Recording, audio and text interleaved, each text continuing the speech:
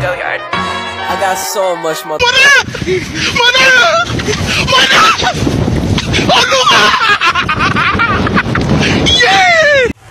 Assalamualaikum warahmatullahi wabarakatuh. Pada kesempatan hari ini, kami di sini akan melakukan talk show mengenai Pancasila sebagai dasar negara. Di sini ada Mas Nabil sebagai narasumber 1 dan Mbak Ageng sebagai narasumber 2, Mbak Putri sebagai narasumber 3. Ya, Pancasila sebagai dasar negara yang tercantum dalam Undang-Undang Dasar 1945 terdiri dari 5 sila. Yang pertama yaitu Ketuhanan Yang Maha Esa, kemanusiaan dan beradab, persatuan Indonesia, rakyat yang dipimpin oleh hikmat kebijaksanaan dalam permusyawaratan perwakilan, dan keadilan sosial untuk seluruh rakyat Indonesia. Ada juga sejarah Pancasila. Sebenarnya itu gimana sih sejarah Pancasila itu? Jadi untuk sejarah Pancasila itu berasal dari bahasa Sanskerta dan terdiri dari 2 kata, yaitu panca yang berarti 5 dan sila yang berarti dasar. Istilah Pancasila pertama kali diperkenalkan oleh Soekarno pada sidang BPUPKI pada tanggal 1 Juni 1945 sebagai nama untuk 5 prinsip dasar negara. Oke, berarti kan di sini ada beberapa konsep dari Pancasila itu. Sebenarnya ada berapa konsep sih dari Pancasila ini? Menurut pengetahuan saya itu ada 3 konsep.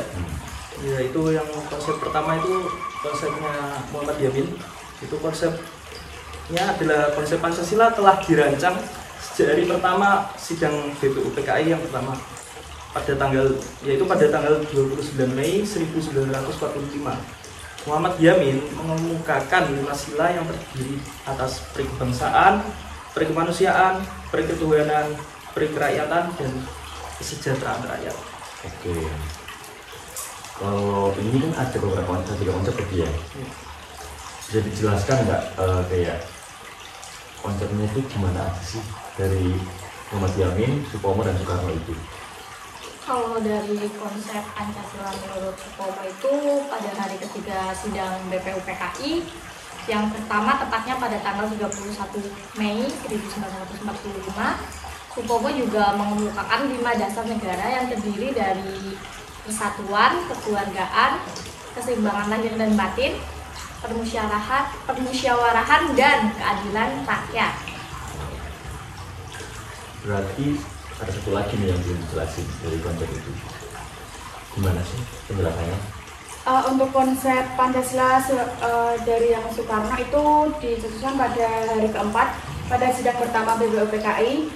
Soekarno mengusulkan 5 dasar negara yang terdiri dari kebangsaan Indonesia, terus internasionalisme atau perikemanusiaan, mufakat atau demokrasi, kesejahteraan sosial, dan ketuhanan yang Maha Esa.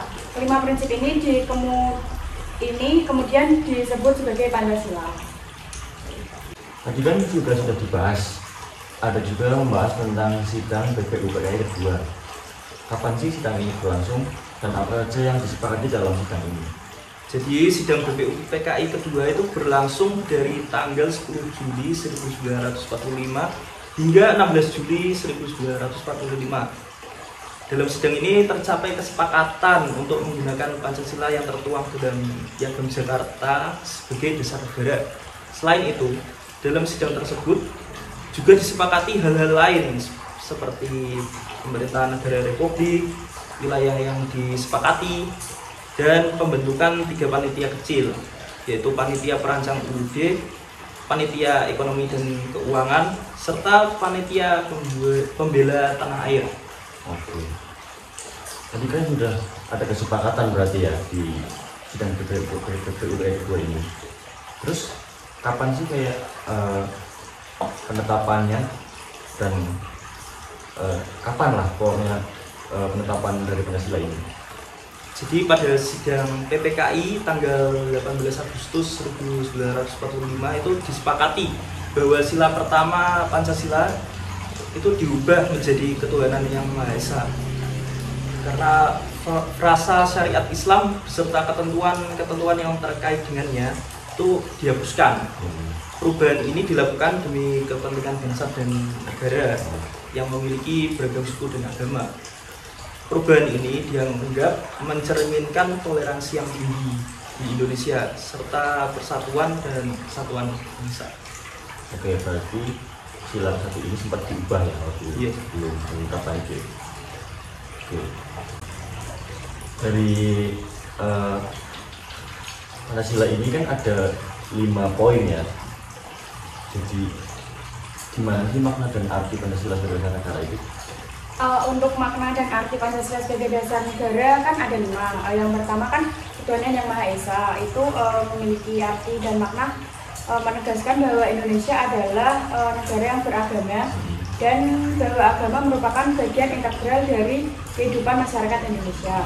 Terus yang kedua kan ada kemanusiaan yang adil dan beradab, itu memiliki arti menegaskan bahwa hak asasi manusia harus diakui dan dilindungi oleh negara, serta bahwa setiap orang harus saling menghargai dan memperlakukan sama dengan adil.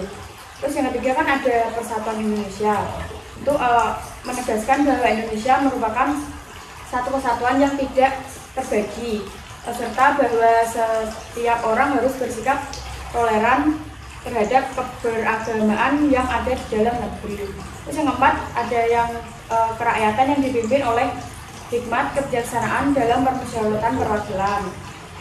Itu menegaskan bahwa Indonesia merupakan negara demokratis yang diatur oleh aturan-aturan yang dibuat melalui mekanisme permusyawaratan atau perwakilan. Terus yang terakhir kan ada keadilan sosial bagi seluruh rakyat Indonesia. Itu menegaskan bahwa setiap orang harus memperoleh keadilan sosial yang sama, serta bahwa setiap orang harus memperoleh hak yang sama dalam hal pelayanan publik. Pancasila juga merupakan landasan bagi semua aktivitas kemasyarakatan, keagamaan, dan kebudayaan di Indonesia. Gitu. Itu sangat luas juga sih dari Pancasila ini. Iya. Sangat mendalam juga untuk bahasa Indonesia ini.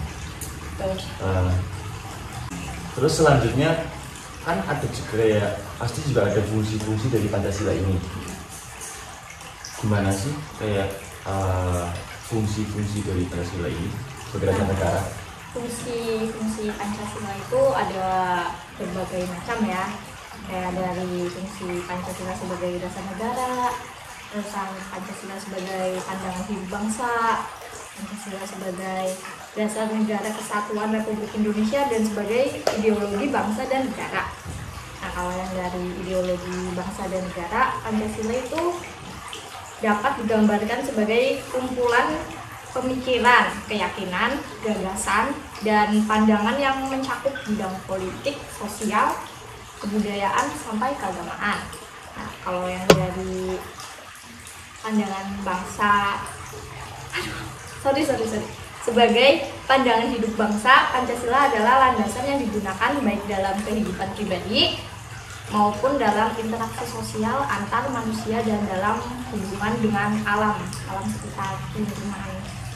Kalau sebagai dasar negara kesatuan Republik Indonesia, Pancasila mencapai tujuan dasar hukum negara serta memberikan semangat dalam implementasi Undang-Undang Dasar 1945 di dalam pemerintahan negara Indonesia. Oke, jadi kesimpulan dari yang sudah dibicarakan semua ini, Pancasila memiliki fungsi sebagai pijakan dasar bagi semua kebijakan yang diambil oleh pemerintah dan lembaga-lembaga negara lainnya di Indonesia.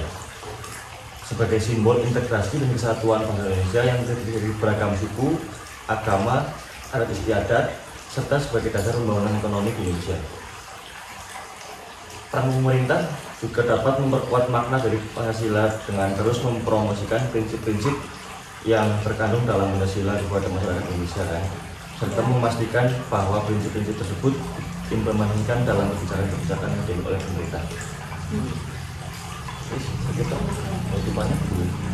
Baik, terima kasih Mas Nabil, Mbak Putri, dan Mbak Agung. Karena sudah bersedia sharing-sharing Sharing tentang tentang Pancasila sebagai dasar negara. Jadi kamu kata-kata. Nah, ya. Terus terima kasih. Wassalamualaikum warahmatullahi wabarakatuh. Jadi mulai. Subscribe. Oke, saya satu dulu. Baik, mungkin sudah cukup. Terima kasih untuk Mas Nabil, Mbak Ageng, dan Mbak Putri sudah mau sharing-sharing tentang seperti ya Pancasila Bela Negara ini. Ya, sama-sama. Sama-sama Mas. Terima kasih. Assalamualaikum warahmatullahi wabarakatuh. Waalaikumsalam. Jangan lupa like, komen, dan subscribe. Oke. Dah. Dah. Bring it back, make it clap. I got 3 old thoughts, new